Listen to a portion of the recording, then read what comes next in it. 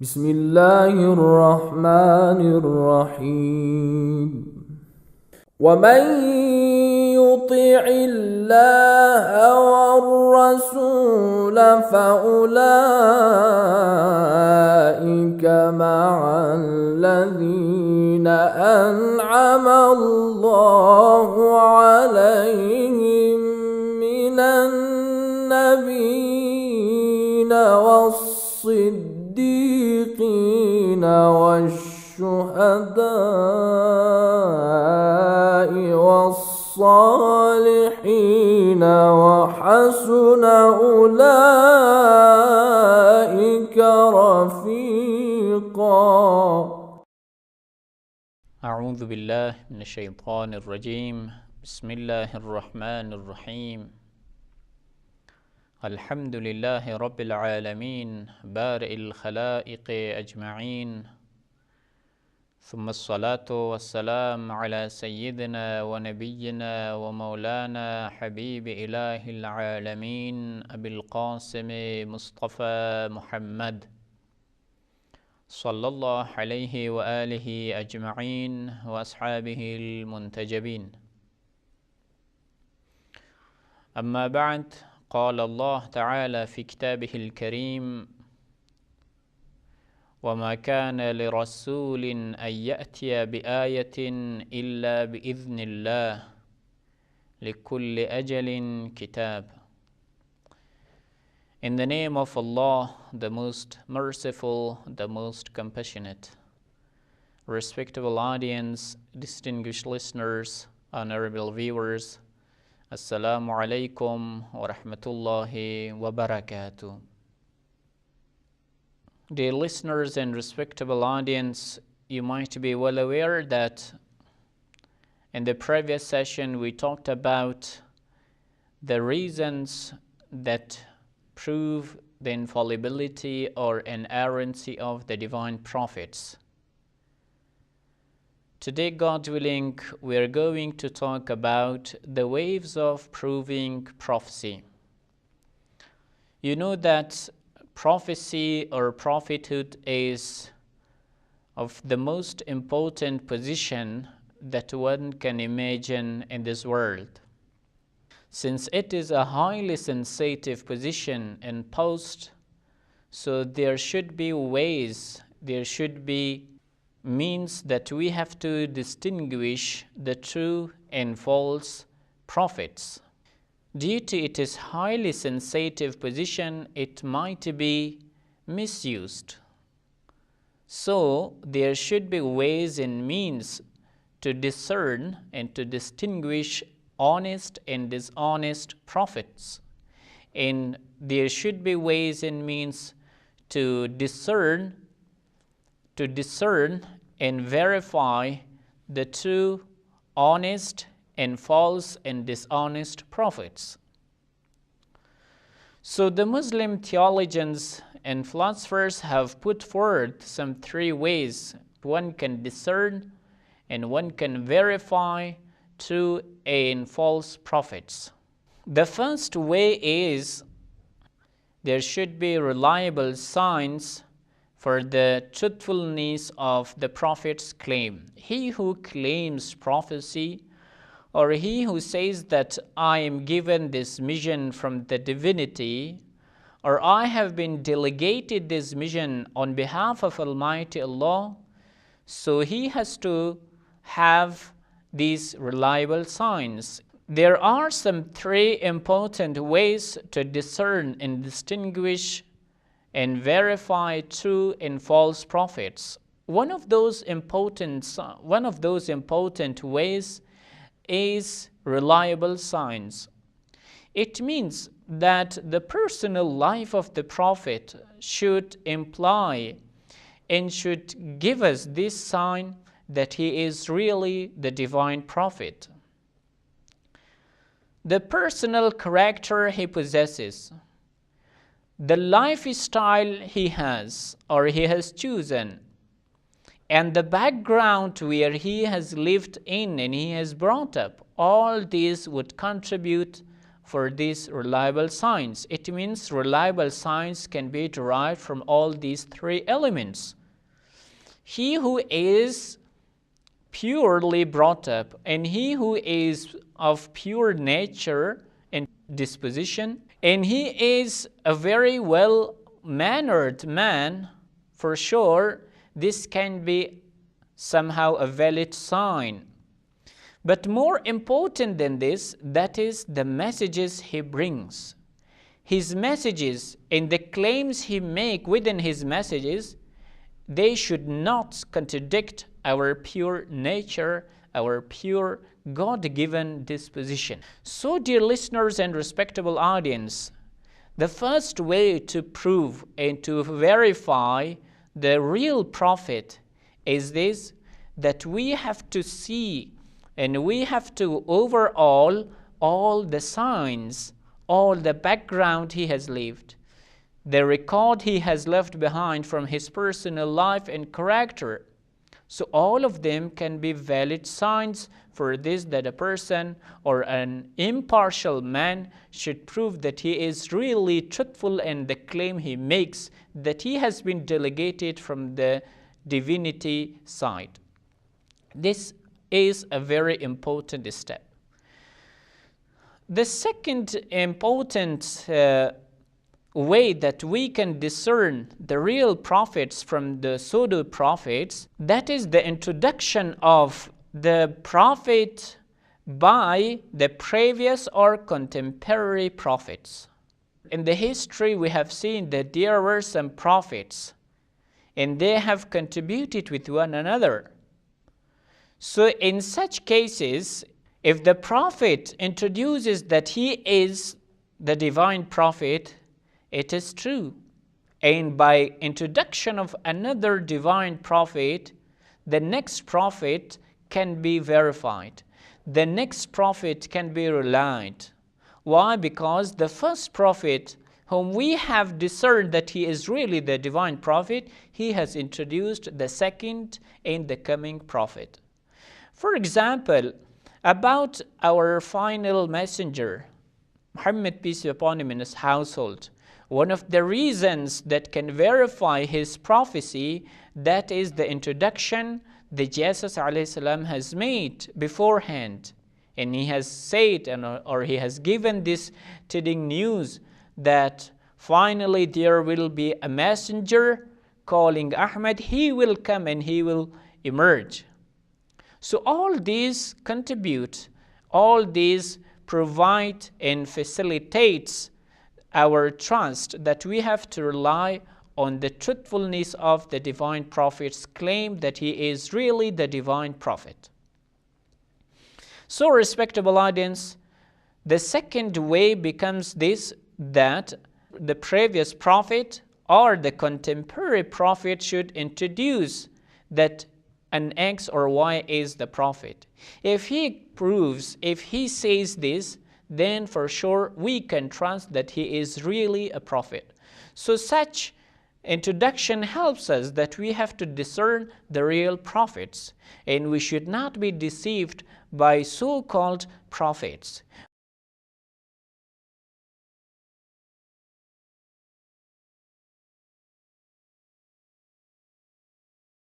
لا إله إلا هو الملك القدوس السلام المؤمن المهيمن العزيز الجبار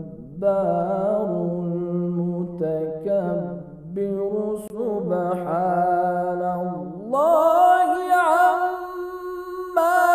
يشركون والله الخالق البارئ المصور. The third way that can help us that we have to verify the truthfulness of a prophet's claim, that is the miracle. And this miracle is applicable to all the divine prophets. You know that it is the right of the people. In order to trust or in order not to trust, they have to be sure, or they have to make it sure whether to trust this man or not.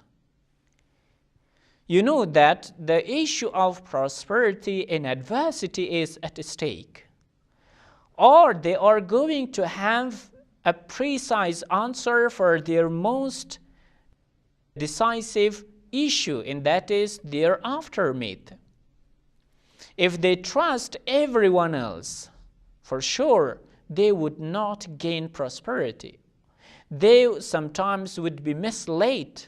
So it is their right, it is the people's right to firstly make it sure whom they have to trust first.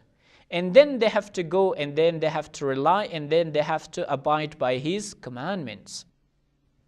So due to this, Almighty Allah has equipped His messengers and prophets with a very important element, and that is called miracle. So He has to have a very valid and trustworthy sign that really He has been granted this mission. Otherwise, everyone or every individual would make such claims. So there should be ways, there should be a very important sign that should discern and distinguish or differentiate between true and false prophets. So that is said, that was miracle. So miracle, what is miracle? Miracle is an extraordinary act that connotes person's connection or person's communication with the supernatural world. And moreover, in order not to be deceived with the magicians, with the magic, with the rest of the sorceries, so there should be some other conditions and terms for the definition of miracle. So, respectable audience and distinguished listeners, let's have a precise definition of miracle, that what miracle is. The precise definition of miracle is أمر خارق للعادة مقرون بالتحدي مع عدم المعارضة. The first term and the first condition that we should put in definition of miracle, that is أمر خارق للعادة. It means that it does not accord with the usual and common sense, we can say, judgment and understanding. It should be something extraordinary. It should not be something usual that everyone else should be able to bring like that event. So firstly, it should be extraordinary. It should not be usual. As it was said, if it was usual, then everyone else would be ready to bring like that, and it cannot be a trustworthy sign that he has been delegated from the divinity side. Secondly, it should be مقرون بالتحدي. It should be accompanied with the challenge. It means it should challenge the rest of the people. For example, if the prophet comes and says that I am the divine prophet, so he should bring about a miracle. He should bring about an extraordinary event. It should challenge the rest of the people. He should be truthful. He should say that this event is the sign of mine. No one else can bring like that. No one else. And here we can distinguish between prophecy and magical works, or the works done by magicians. The magicians can never ever make such claim, can never ever challenge the rest of magicians, because they know that it might be broken. Another response or a counter response would be made or would be prepared. Due to this, miracle should be accompanied by a challenge. مع عدم المعارضة. This is the third condition that we put for the definition of miracle. It should never ever find it is counter, we can say, response. No one else should have this ability to bring like the miracle that the prophet has brought. So coming to the first condition, dear listeners, we say that it should be extraordinary event. Some has defined miracle that it should be irrational, or it should be irreasonable, or it should not be reasonable. This is not true. إن الله يأمر بالعدل والإحسان وإيتاء ذي القربى وينهى عن الفحشاء والمنكر والبغي يعظكم لعلكم تذكرون. Dear listeners and respectable audience, due to its importance, we have to ponder, we have to elaborate a bit further about the first condition of miracle. We say that it should be an extraordinary event. It should not be something that every layman should be able to bring like that. Otherwise, it is not a miracle. Miracles should connote one's connection with supernatural world, particularly with the divinity, with Almighty Allah's will and pleasure. Otherwise, his prophecy can never be verified. So we said it should be an extraordinary event. We do not say, and no one should claim that miracles should be without any reason, or it should be something irrational. No, it is extraordinary. By our common sense, we cannot have a full analysis or a full understanding of this event. For example, when the camel comes out of the mountain.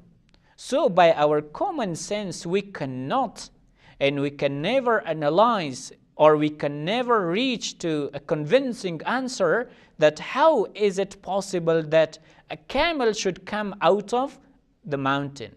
It is an extraordinary event, but it is not an irrational act, or it is not an irrational or illogical event. So there is a very subtle, very delicate and highly important difference between being something rationally possible and being something rationally impossible. So it is rationally possible, though our common sense cannot have a full understanding of this event. This is first. Secondly, we do not say that these events are without any reason. No, there are reasons behind. But our understanding, sometimes the reasons that we can discover are in two kinds. Sometimes there are events that we know the reasons behind. They are ordinary cases. They are ordinary incidents or events. But there are some supernatural, there are some extraordinary events that their reasons are not known for us. So we say that the miracles are not of the first kind, they are of the second kind. It means their reasons are not known for the human beings. It depends heavily on Almighty Allah's will. When Almighty Allah wills something, for sure everything occurs. Though sometimes our common sense, our ordinary understanding cannot perceive and conceive those events. But it does not necessarily mean that those events and those incidents are without any reason. No, there is a difference between these two. Let me give you an example. If a man or if a prophet comes and says that, for example, Hussain or a man would die in the coming hours, it is something extraordinary because no one else can give this news that a person would die in this specific hour. But if a prophet comes and gives this prediction, and the prediction comes true in the future, it is miracle. it is not something that should counter our intellect. It is not something that should run against our demonstrative reasoning, though it is extraordinary. It is not something that should be truly given by every individual. No one is able to give the death hour of another person. No one is able to give this. But, for example, if a prophet gave this and that comes true, this is miracle. This is first. But what I emphasize is that the divine prophets do not do the things that should counter our intellect, our reasoning. For example, the divine prophets cannot and do not do those things which run against our reasoning, such as they do not bring such laws that 2 plus 2 becomes 5.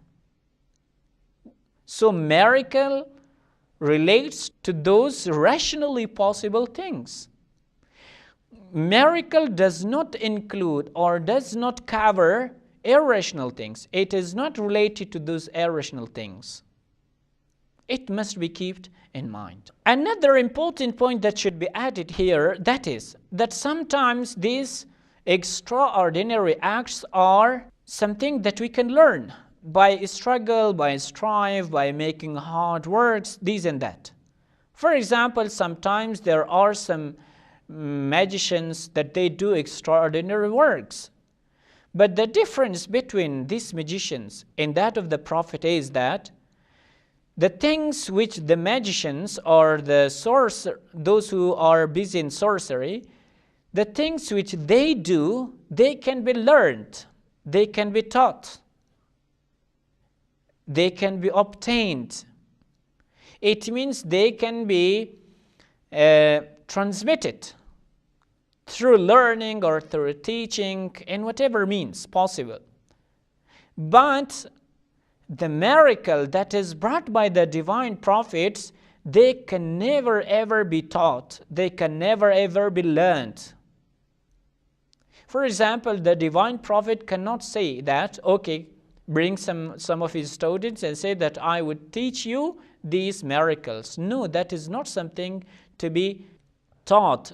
So due to this, Almighty Allah brings these miracles and gives these miracles to His exclusive prophets, so that it should not be misused, so that His claim or His honesty should be verified for the people, that He is really the divine prophet. His words and His commandments should be taken seriously.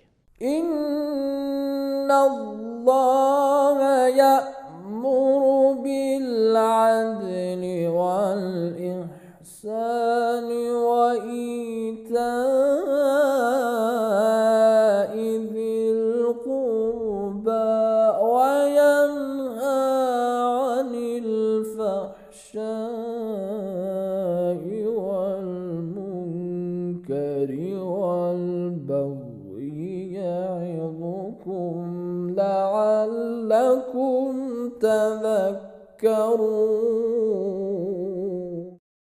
Dear listeners and respectable audience, another important condition that we have in respect with the definition of miracle, that is that this miracle that he brings, this should be accompanied by one's claim of prophecy. In another word, the prophet should claim, or the person who does this miracle or who perform this miracle, he should claim that he is prophet. If he does not claim that he is prophet, then it is not miracle. Theologically talking, it is not miracle.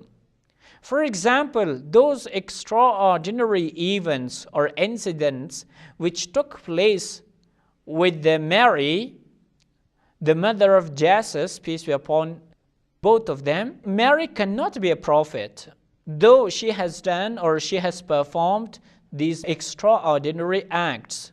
But these extraordinary acts, since are not accompanied by the claim of prophecy, she cannot be called prophet. So all these terms and conditions are to be fulfilled or to be met so that the real miracle should be understood from the or extraordinary works the rest of the people do. So the theologians have made or have developed these terms so that the miracle should be precisely defined, should be precisely understood, so the people should not be deceived by extraordinary works. Because there might be some people that they do extraordinary works. But these terms and conditions should exist. For example, firstly, it should be accompanied with a challenge. Secondly, it should not be something to be teachable, or it should not be something to be taught. There are some extraordinary works that they can be taught, so they exclude from the definition we have made for the miracle. So the title of miracle cannot be applied for these extraordinary works, though they are extraordinary works. But since it is not accompanied with the claim of prophecy, they cannot be called miracle. So, respectable audience and distinguished listeners, to summarize what we have said in this session, we talked about the ways of proving prophecy. Since it is a highly sensitive position, it might be misused. So, God Almighty has given us the ways and means that we have to distinguish the real, honest prophets from those dishonest and unreliable or pseudo-prophets. There have been pseudo-prophets throughout the history. So to distinguish between the honest and dishonest prophets, there are three ways that we have to distinguish between these real and unreal prophets. The first was the reliable signs from a person's background, biography, we can say lifestyle, and the content of the message that should sound in accord with our pure disposition. This is first. Second, the introduction of the previous or contemporary prophets. If the contemporary prophets were verified that he is really the prophet, if he says that afterward another prophet would come, or he is a prophet, then we can rely on the next prophet. The third way, which is applicable to all the prophets, that is miracle. So we said, or we defined first the miracle. We said miracle is an extraordinary event or work or act that should be accompanied by one's claim of prophecy. And secondly, it should be accompanied by challenge. It means it should challenge the rest of the individuals.